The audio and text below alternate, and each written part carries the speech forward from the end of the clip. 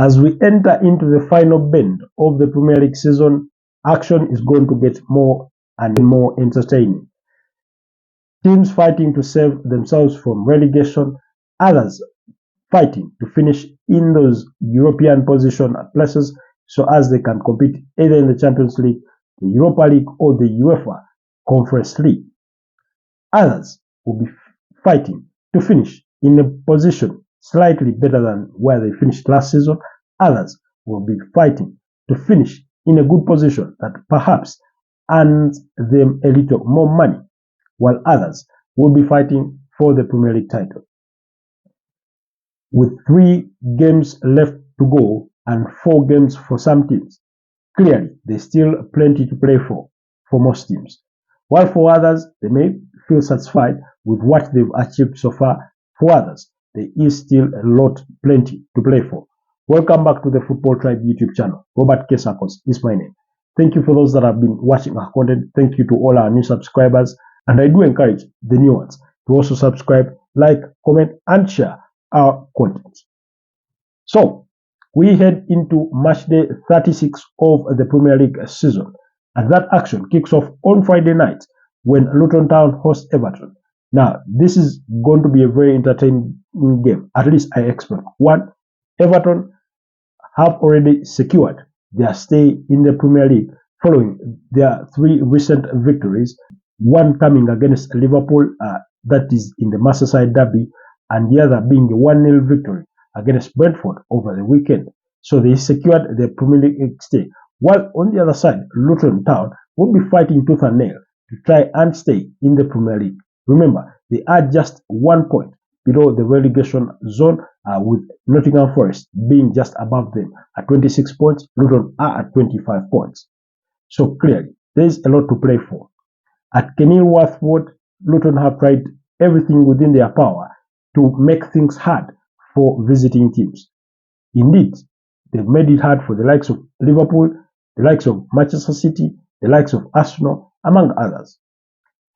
Luton Town do have an Everton OB there in Ross Barkley, who I thought has been their player of the season. Very, very decent player. He has looked like the old Ross Barkley that we all watched at Everton, who ended up attracting interest from Chelsea, although things didn't work out perfectly well for him at Chelsea.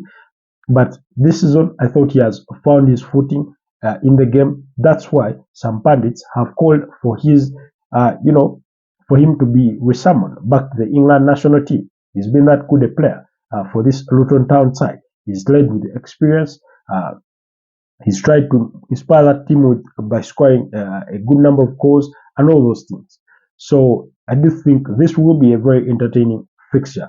With Everton having cemented their stay in the Premier League, you may think they do not have plenty to fight for, but anyway, they do want the bragging rights to fight for. They do want those points and perhaps try to finish just above the 15th place where they find themselves at this stage of the season. Never mind that they have been docked an overall 8 points throughout the course of the season due to that their breaches of the profit and sustainability rules that they themselves are being reviewed. Premier League clubs have been discussing a repeal of those rules and have them replaced by, spending caps and all those things.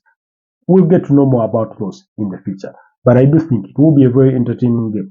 My gut feeling says Luton may nick this one by about 2-1 on Friday night. That's with 10 p.m. as the kickoff time. That's East African time. We'll see how that goes down. Well, as we enter just into the match day 36, we have a Tottenham Hotspurs that just lost against Chelsea by 2-0 on the back of having lost to Arsenal by 3-2 goals. And before that, they had lost by 4-0 against Newcastle. So Tottenham, very off form. But this weekend, they'll be in action against Liverpool. Well, here is the other action that will be coming your way throughout the course of the weekend on Saturday and Sunday. And then, of course, action will run up to Monday when Manchester United find themselves in action. So, on Saturday, Arsenal will be at home against Bournemouth in the early kickoff at 2:30 p.m., While at 5 p.m. we shall have 3 games with Brentford at home against Fulham. Burnley will be at home against Newcastle United, while Sheffield United will be against Nottingham Forest. At 7:30 p.m., Manchester City will welcome Wolverhampton Wanderers, while on Super Sunday at 4 p.m., Brighton will be at home against Aston Villa, while Chelsea will host West Ham United, and the late kickoff, Liverpool will host Tottenham Hotspurs at Anfield. And on Monday Night Football, Crystal Palace will host Manchester United at Selhurst Park, with kickoff slated for 10 p.m. sharp East African time. So, very, very entertaining games to look out for me, especially in the weekend. Like I said, Friday night action between Luton and Everton will be very interesting, although my attention may be on that Spanish La Liga game between Getafe and Athletic Bilbao. Bilbao, very interesting team in there. But anyway, back to the Premier League. In the early kickoff, Arsenal against Bournemouth. Arsenal have everything to fight for. They are still in the race for the Premier League title, hoping that Manchester City do stumble somewhere along the way, and then if they themselves, Arsenal, remain perfect, then they can carry the day and win this Premier League title. So they will be hosting FC Bournemouth in the early kickoff. We all remember it was a very entertaining fixture last season at the Etihad Stadium that Arsenal won late on by 3-2. Reece Nelson scoring the late winner in that one, in what was turning out to be a magical season for the Gunners. So the Gunners have everything to play for in this particular fixture. It's a home game, but early kickoffs are never easy for any team. That I can guarantee you. It's this Bournemouth side are also on form. When they first met in earlier on in the season, Bournemouth were totally in a different position. They were off form. Of course, the manager Andoni Iraola was still trying to get his footing in that team. But ever since then, Dominic Solanke, I think, who has about 18 goals, has been quite very spectacular this season. Justin Kluivert did score in their last game as they beat up against Brighton and Hove by 3-0. Then before beating up against Brighton and Hove Albion by 3-0, they had beaten up against Wolverhampton Wanderers away from home by 1-0. That goal scored by Antoine Semenyo, one of the key players in that squad. The likes of Philip Billing, clearly Neto in goal. Very, very decent side in Bournemouth. I do think Andoni Iraola has done quite a brilliant job with this AFC Bournemouth side. But with Mikel Arteta knowing that there is still everything to fight for, I do expect that Arsenal will get a victory over Bournemouth. It may be narrow, but I do expect Arsenal to edge this one. First of all, Arsenal come in this fixture without any injury concerns. Even their defender Julian Timber has returned from injury, now fully fit. He's played a couple of games, I think 2 or 3 for the under 21s there for the Gunners, and he did score in one of them, I think against Blackburn Rovers. So the entire squad is available for Mikel Arteta's selection, and he did mention that it will, of course, be a headache for him to choose which team to feature, but I do not think he will deviate so much from the starting team that beat up against Tottenham Hotspurs by 3-2 last weekend during the North London derby. I do not expect any changes in that lineup or whatsoever. Maybe the slight change could be Takahiro Tomiyasu being moved out for a much better ball-playing left back in Zinchenko. But again, we do not know the kind of risks Mikel Arteta may want to take in this one, but you do expect that Arsenal will want to be dominant on the ball, and for them to assert that domination, sometimes it requires to have an inverted left back in Alexander Zinchenko. So we'll wait and see what kind of team Mikel Arteta fields for that particular fixture. Bournemouth have been clearly one of those better performing teams this season. They've been quite very decent. Last season they did have to fight relegation, and they managed to win that battle against relegation under the charges of Gary O'Neill, who is now the Wolverhampton manager. But as far as the last 5 meetings are concerned, Bournemouth have not beaten up against Arsenal. They managed one all draw. But last season they did lose 3-2 at the Emirates Stadium. This season they lost by 4-0 at the Vitality Stadium. You all remember Kai Havertz scoring the penalty in that particular fixture for what turned out to be his first goal in an Arsenal jersey away from the preseason friendlies. So clearly, and then last season Arsenal beat Bournemouth again by 3-0 away from home. So it's that kind of fixture that Arsenal know very well how to dominate. But like I did say, Bournemouth had gotten themselves in some bit of decent form. In their last 5 games, they've managed to win 2 of them, lost 2 and drawn 1. The draw coming in a 2-2 draw against Manchester United, and I think they did lose to Aston Villa in one of those losses, while Arsenal also lost to Aston Villa. Out of the last 5 games, they've won 4, and their only loss came against Aston Villa by 2-0. So clearly, decent form for both teams, but Arsenal have the edge over this one. I do not think the margin will be big, but I do expect Arsenal to make it by either 2-1 or 1-0, something like that, in tomorrow's early kickoff, because early kickoffs can oftentimes be tricky. The other fixture we'll draw our attention on will be between Manchester City and Wolves. I think Manchester City have about 3 losses this season. They did lose to Arsenal by 0-0. They did lose to Wolverhampton Wanderers by 2-1, and they lost to Aston Villa by 0-0 in the first leg. So, and the last time Manchester City lost a Premier League game was on December 6th when they lost to Aston Villa by 0-0. Ever since then, they've not made losses. Yes, they've registered a couple of draws, including a goalless draw against Arsenal, a 1-1 draw against Liverpool, a 2-2 draw against Crystal Palace, and another draw against Chelsea. So clearly, the rest of them have been decent wins for this Manchester City side. Wolves is one of those teams that are oftentimes stubborn for Manchester City, but the one more stubborn, I do think, when they were still under the charges of Nuno Espirito Santo. You remember that team that had Doherty, that had Ruben Neves, that had João Moutinho, that had Adama Traore, that had Raúl Jiménez, that had Diego Jota, that had Matheus Nunes, of course. So that's the kind of team that we are talking about. Yes, Wolves were able to beat Manchester City at Molineux this season by 2-1, but I do not think that they will be able to complete a double against Manchester City or even force them into a draw.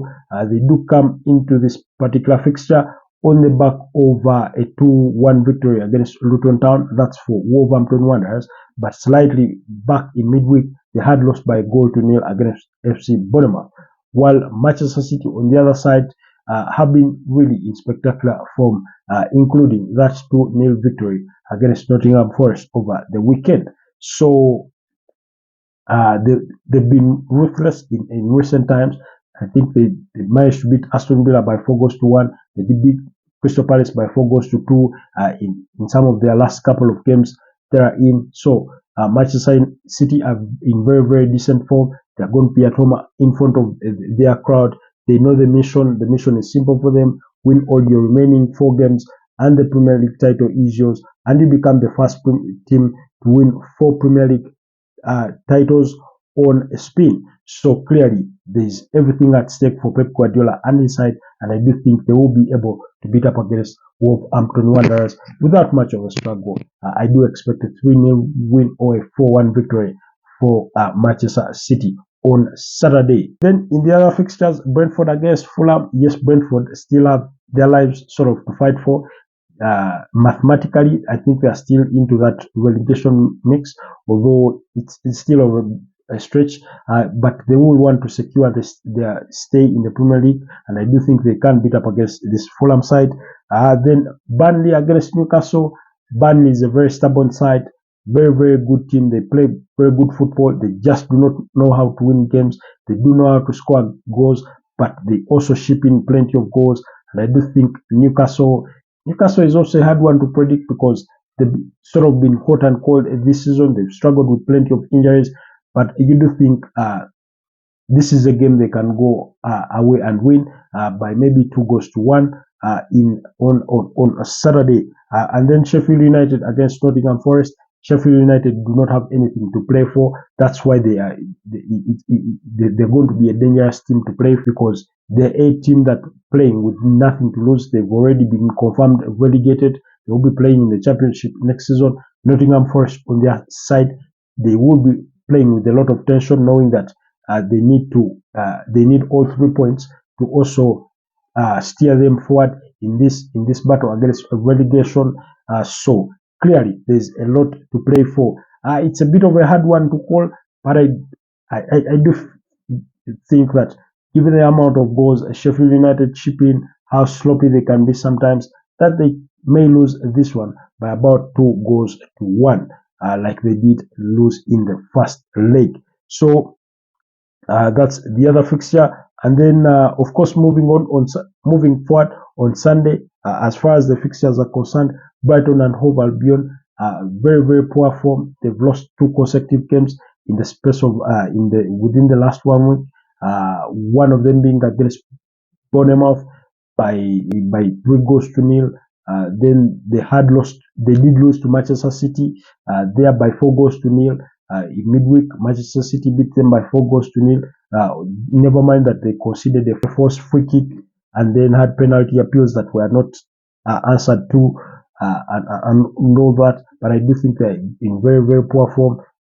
Aston Villa also want to cement their qualification for the UEFA Champions League, so I do think they'll be very, very intentional on winning this particular fixture and avoid any potential slap-ups in losing their place to any other side that may want to finish in the UEFA Champions League places. The good thing for them is that a Tottenham side that has been chasing them has been losing games for fun, literally.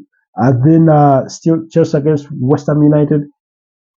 Chelsea did just beat up against Tottenham by 2-0, but I wouldn't be surprised if they came in this one and lost West Ham by 2-1 or 1-0, because we're talking about a West Ham side that forced Liverpool into a 2-2 draw to sort of kill their title hopes for good this season. That was last weekend. We all remember that equalizer from Mikel Antonio, but earlier on, Gerard Bowen had scored to put West Ham in the lead, and then Robertson scored to level matters before Alfonso Areola considered an own goal to make it 2-1. So it's a London derby. Of course, it's another contentious fixture for London, but West Ham have equally not been good themselves, a large chunk. But with Chelsea trying to push for at least a place that helps them qualify for at least the UEFA Conference League, you do think they still have a lot to play for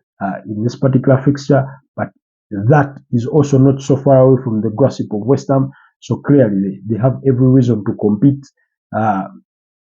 It's another hard one to call. I wouldn't be surprised if it ended in another 2-2 draw for West Ham, because Chelsea at home, they've not made Stamford Bridge a fortress, except if they were playing against Tottenham. So yeah, that's the kind of fixture.